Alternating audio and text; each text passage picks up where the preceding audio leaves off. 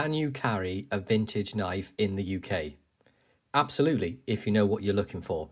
I'm about to show you 5 Sheffield slip joints ranging from £30 up to right about the £100 mark that are completely legal to EDC under UK law. We're talking non-locking folders under 3 inches, but here's the thing, these aren't modern budget knives. These vintage pieces with real Sheffield heritage, some dating back to the 1950s and even the early 1900s, and they're all available now if you know where to hunt for them. By the end of this video, you'll know exactly which makers to trust, what patterns work best for daily carry, and how to spot authentic vintage quality versus tourist junk. I've arranged these from most affordable and available to absolute heritage grails. And that final knife, it's a piece of Sheffield history that's only going to get more valuable and is an absolutely world-class piece of cutlery. Now let's start with something you can actually find and afford this week. This 1990s to early 2000s Tailor's Eye Witness Stockman is your entry point into Sheffield quality without breaking the bank. Tailor's Eye Witness has been operating since 1838. They have survived 2 world wars, the decline of Sheffield cutlery, and yet they are still making knives today. This particular knife has synthetic scales. We have a beautiful federal shield on there, and before you dismiss that cheap, these scales are brilliant for UK weather. Rosewood and bone look gorgeous, but they absorb moisture. These synthetics completely impervious. I've carried this through the rain and it's never swelled up or warped on me. The Stockman then, 3 blades, main clip point for general use.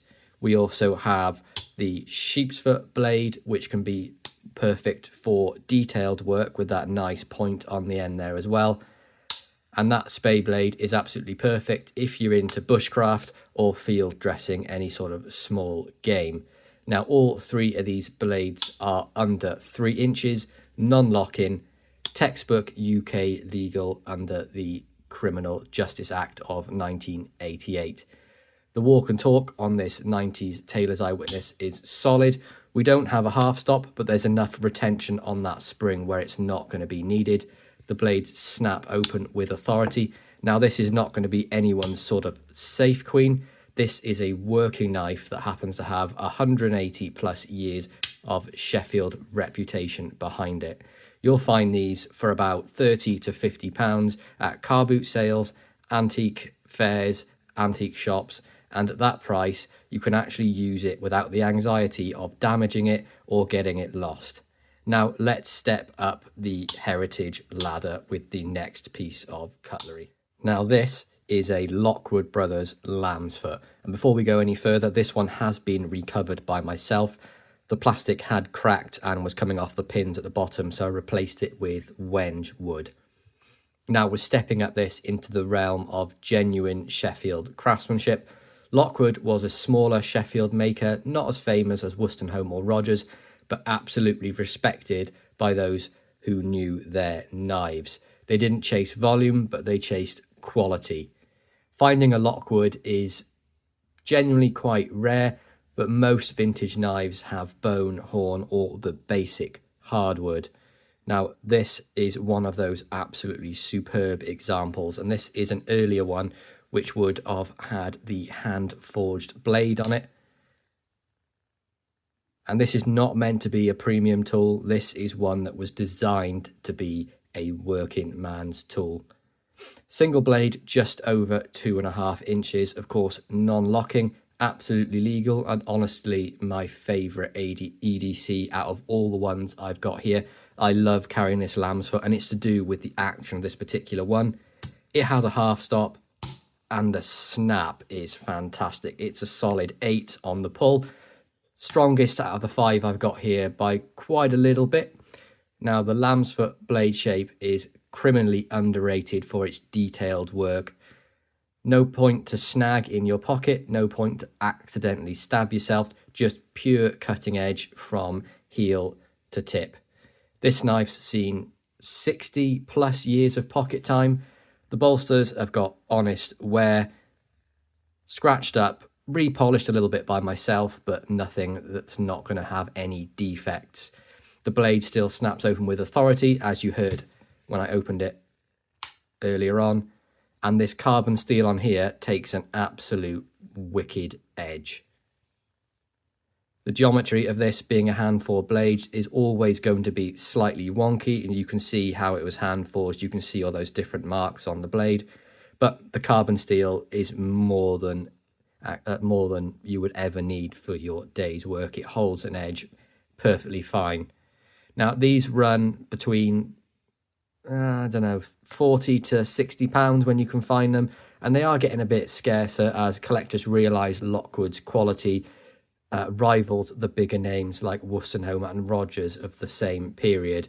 Now this is a sweet spot between affordable vintage and serious heritage, but the next knife is where we step up and enter the true Sheffield royalty. Now what we have here is a 1950s Joseph Rogers Spearpoint jack, and this is in carbon steel, and we're entering serious heritage territory with this. Joseph Rogers operated from 1821 to right about 1971 before they became sort of part of a conglomerate, but they still make knives under the Joseph Rogers name. So that's 150 years of continuous Sheffield production. During their peak, they supplied the British military, royal households, and were even appointed cutlers to 6 consecutive monarchs. Now this isn't just a knife brand, this is British cutlery royalty. This knife is from their golden era, so post World War II, when Sheffield steel quality was at its absolute peak.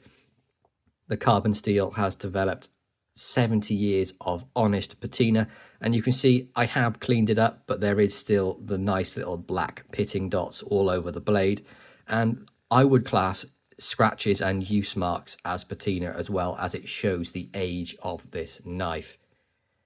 Now 2 blades. The spear point is incredibly versatile, strong tip for piercing and curved belly for slicing. Reinforced spine for light prying, which is something I would never do with a pocket knife, but I know people that bought knives just use as a knife, they definitely use them to pry with. The smaller, finer blade is a nice pen blade shape. This is perfect for precision tasks, both under 3 inches, non-locking, completely UK legal. Now these bolsters, I believe, are iron bolsters, and they've retained their original shape despite polish and decades of pocket carry. The walk and torque is absolutely fantastic on this knife for the age. No half stops again, but there's enough retention on that back spring where you're not going to need one or feel the need to have one. Joseph Rogers knives do have some weight to them, but I would not class them as heavy or unable to carry. You know you're holding quality with these as well. I mean, these are the original plastic or Delrin synthetic, whatever you want to call them, covers, and you can see they have not shrunk in any way at all. We're not seeing any gapping on this back spring either. Now these, depending on the condition, so you can see mine one has got quite a bit of blade use. I paid, I think, about £42 for this one, but for good mint examples, they come in about £60, and these are ones that are with the box, either never used or very, very light usage. Now, the non-used ones or the new old stock would be considered as investment pieces, as Rogers knives only appreciate because they are no longer made at this quality. The ones made now are with the stainless steel, which can be a little bit softer. Personally, I'm not a fan, so I will always try and find the vintage ones. Now, we've covered 3 exceptional vintage slip joints, but the next 2, these knives are the ones that defined Sheffield's global dominance. So let's take a look. Now this is an absolute gem of a pocket knife. This is what I believe to be from the 1950s, a George Wostenholm IXL Barlow with absolutely superb and pocket worn jigged bone covers. If Joseph Rogers was royalty, Wostenholm was the emperor of Sheffield cutlery. Now, George Wostenholm and Son operated from 1975, I think about that date, sorry, 1745, not 1945, what am I on about? But this industrial revolution was just the beginning, and Wostenholm was already making knives in Sheffield. The IXL trademark, you can see on the bolsters here, as in IXL, wasn't a marketing fluff, it was a promise backed by 200 plus years of reputation. Wostenholm's knives were in soldiers' pockets at Waterloo, in explorers' kits across Africa, in every British tradesman's apron throughout the empire. When you wanted the absolute best, you bought an IXL. Now, this Barlow has survived 70 years with its jigged bone intact. Look how it's aged to this absolutely beautiful glossy shine, with the ridges that would have been quite sharp and peaked rounded over to be the absolute most beautiful pocket-worn bit of dark bone I probably have in my collection. Now, modern knives cannot replicate this pocket-worn. They can try, but it takes actual carry time, use in the hand, and months and years in the pocket to wear bone this smooth and to have this sort of tactile feeling. Single blade, clip point, Barlow, under 3 inches, non-locking, absolutely legal. But here's what matters, the blade steel. Wostenholm use proprietary carbon steel formulations that were a trade secret. This blade takes an edge that almost feels glass sharp. It holds it through extended use, and stropping brings it back to an absolute razor's keen edge without the need of a sharpening stone. Now, the walk and torque on this knife is perfection. The resistance you feel when you open the blade, for a knife that is 70 years old, it has a fantastic walk and torque. No half stop, but a solid back spring where you're not going to need a half stop in this situation, or you're not going to feel that you need one either. Now, the blade closes with a controlled, deliberate resistance. This is Sheffield engineering at its absolute peak. Now, these command anywhere from, well, depending on condition, you can pick them up for about £30–40 in worn condition, up to anywhere around the £90 mark, maybe commanding a little bit more than the £100 mark if you're getting them in absolute mint condition. And to be honest, they're worth every single penny. This isn't just a knife, it's a piece of British industrial heritage that you can legally carry every single day and love every minute of it. But I've saved the absolute crown jewel for last. Before I show you the absolute crown jewel, the knife that represents the pinnacle of Sheffield heritage, quick favour. If you're getting genuine value from this deep dive into legal UK carry and vintage Sheffield craftsmanship from any of these knives and the one to come, hit that subscribe button right now. I restore, review and showcase traditional slip joints that you can actually carry in the UK, exactly like these 5 knives. Don't miss out on future restorations and honest reviews. Subscribe now. Now, the ultimate heritage piece. And here's where I'm going to surprise you. This pre-1960s Herbert Robinson 2-bladed jackknife in the most beautiful buffalo horn covers, coming in at about the £100 mark in this pristine condition. After showing you these Sheffield giants, why am I ending with a smaller maker? Because this is the knife you want to actually carry and go and find at some flea markets or an antique place. This is the sort of thing you look out for and want to find something in this pristine condition. Herbert Robinson wasn't Wostenholm or Rogers. He didn't supply the royalty or the military, but he made knives for working men who demanded quality without the premium brand markup. Now, just look at this buffalo horn. This one's got beautiful white, fading into that absolutely to die for silvery colour towards the black at the top. And on the back, it's on almost the mirror. You have the white feathering into the light brown, into the grey, and then black at the bottom end of the knife. Buffalo, for me, has really grown on me and becoming one of the best knife cover materials you can have, mainly for the fact that it's incredibly tactile, and even when you polish it, it still has grip, which is absolutely superb. Now, this material was premium even in the 1950s, which tell you Robinson wasn't cutting corners on any materials.